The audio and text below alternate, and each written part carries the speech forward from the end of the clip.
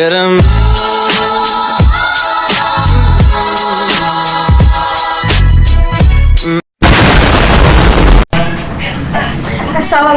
warahmatullahi wabarakatuh. Izin memperkenalkan diri, nama Hijaiyah NIM 220975, Program Studi Pendidikan Kewarganegaraan dari kelas RA1. Nah, di video pembelajaran saya kali ini adalah untuk memenuhi tugas ujian akhir semester. Nah, di mana mata kuliahnya itu strategi pembelajaran. Nah, sebelum masuk ke pemaparan materinya, sebelumnya saya akan menerangkan apa itu strategi pembelajaran.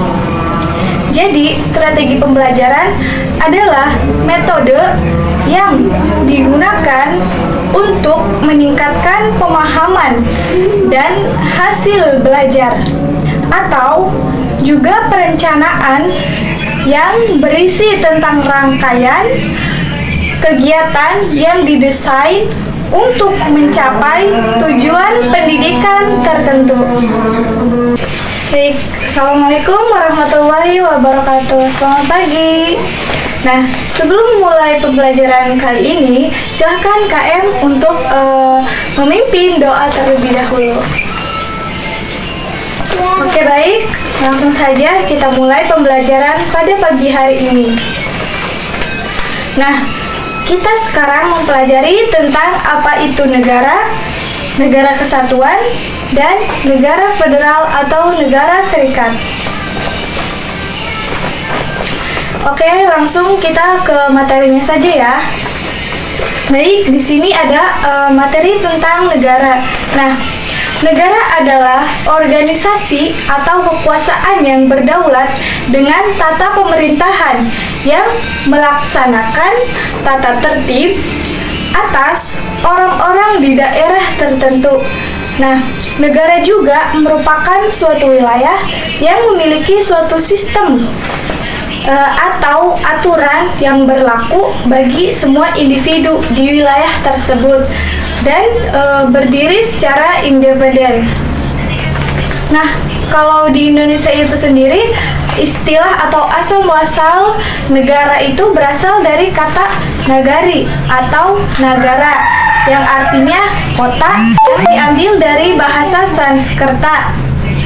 Nah, selanjutnya kita beralih ke materi selanjutnya, yaitu tentang negara kesatuan. Nah, negara kesatuan itu adalah bentuk negara yang merdeka dan berdaulat, yang dimana keseluruhan negara itu dikuasai hanya oleh satu pemerintahan pusat saja. Nah, pemerintah pusat juga berwenang mengatur seluruh daerah tersebut. Nah, selanjutnya, adapun ciri negara kesatuan ini sendiri yaitu terdiri dari satu kepala negara. Nah, memiliki satu menteri dan dewan perwakilan rakyat. Konstitusinya berupa undang-undang. Dan wewenang tertinggi itu di pemerintahan pusat dan bisa mengatur sistem sentralisasi dan desentralisasi, dan hanya ada satu kebijakan secara nasional.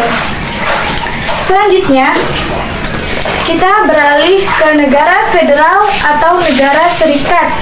Nah, negara federal atau negara serikat ini adalah suatu negara yang merupakan gabungan dari beberapa negara yang menjadi negara bagian negara serikat. Nah, ciri-ciri negara federal yakni kepala negara yang telah dipilih oleh rakyat dan bertanggung jawab terhadap rakyatnya. Kepala negara memiliki hak veto yang dapat diajukan oleh parlemen. Masing-masing negara juga memiliki kekuasaan asli, namun tidak memiliki kedaulatan. Adapun keunggulan dalam negara serikat ini atau negara bagian wilayah ini otonom, memiliki kebebasan untuk mengatur urusan mereka sendiri.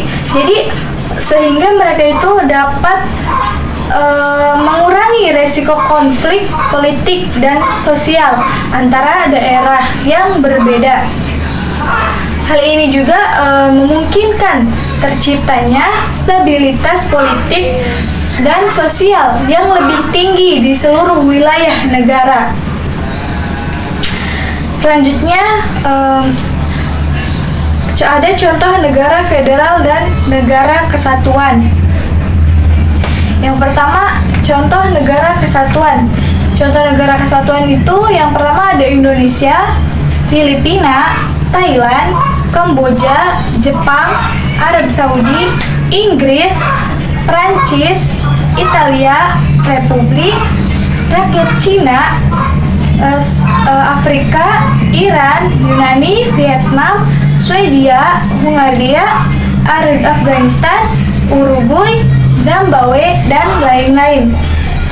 Selanjutnya ada contoh negara serikat atau negara federal, yaitu Amerika Serikat, Malaysia, Argentina, Australia, Kanada, Meksiko, Irlandia, Selandia Baru.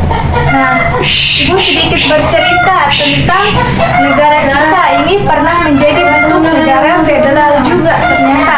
Nah, bahwasanya bentuk negara federal ini telah dialami oleh bangsa Indonesia selama 1 tahun, yaitu tahun 1949 sampai 1950. Walaupun telah melanggar konstitusi yang telah disepakati, pada saat Indonesia menerapkan bentuk negara federal, banyak kepentingan politik penjajahan, terutama dari Belanda, di mana mereka ingin memecah perpecahan persatuan Indonesia melalui sistem federal. Setelah perjanjian KMB, banyak pihak yang menyebut bentuk negara federal adalah negara boneka oleh Belanda tersebut. Federalisme ini sendiri tidak bisa mengkoordinasi pluralisme, sedangkan Indonesia merupakan negara kepulauan yang kental atas ragam etnis, budaya, suku, dan agama. Menyadari hal tersebut, pemerintahan Republik Indonesia dan RIS dilarang untuk bersatu kembali dan mendirikan Negara Kesatuan Republik Indonesia pada 19 Mei 1950. Jadi Indonesia merupakan negara kepulauan yang dimana keseluruhannya terdiri atas kepulauan dan mencakup pulau-pulau besar dan kecil yang merupakan satu kesatuan wilayah politik, ekonomi, sosial budaya, dan historis yang batas-batas wilayahnya ditarik dari garis pangkal kepulauan dan pasti sangat mudah sekali disusupi. Bahkan yang sekarang menjadi negara kesatuan saja, Indonesia ini sudah disusupi seperti anggota Papua. Nah, apalagi jikalau Indonesia menjadi negara federal, mungkin akan lebih parah lagi nantinya. Setiap daerah akan sama-sama saling bersaing. Pihak luar akan mudah mengadu domba dan membuat perpecahan dan akan membuat ketidakamanan bagi negara kita ini. Jadi keberadaan RIS pada saat itu kurang disukai oleh seluruh warga Indonesia ini karena memang Belanda masih ikut campur. Jika dikatakan dengan sekarang bagaimana RIS Indonesia sebagai alternatif, tentunya hal itu juga harus dikaji lebih dalam lagi karena perjalanan RIS pada saat itu boleh dikatakan gagal dan tekad semua pendiri negara pada saat itu memang tidak menghendaki negara federal di negara Indonesia ini. Nah, Baik, kita kembali ke materi selanjutnya, yakni perbedaan. Apa sih perbedaan negara federal dengan negara kesatuan itu? Jadi, dengan mengkonformasikan dua konsep bentuk negara itu, seperti yang tadi Ibu paparkan, ada perbedaan yang mendapat antara keduanya, yaitu kalau negara federal yang memberikan kekuasaan itu adalah negara bagiannya. Nah, sedangkan dalam negara kesatuan, pusat yang memberikan kekuasaan kepada daerah dalam bentuk desentralisasi atau otonomi.